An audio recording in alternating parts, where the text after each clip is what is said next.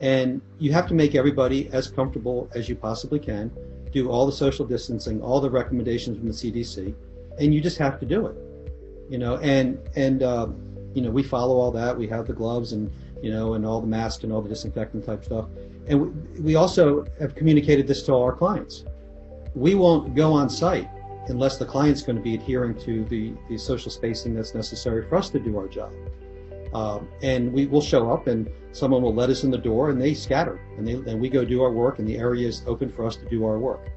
And so it's really got to support your staff. Now, that being said, in some cases, if someone's job is a problem with them, then you do have to do some stuff at the office. Maybe their work needs to be redistributed. Maybe they take on some other roles in the organization. Maybe they need to say, overall, I need my position to change even more so than just some minor redistribution. But I agree with the empathy. I agree you have to work with your clients. This is a crazy world and a pandemic that we're in, and we got to be supportive of our clients and keep everybody safe.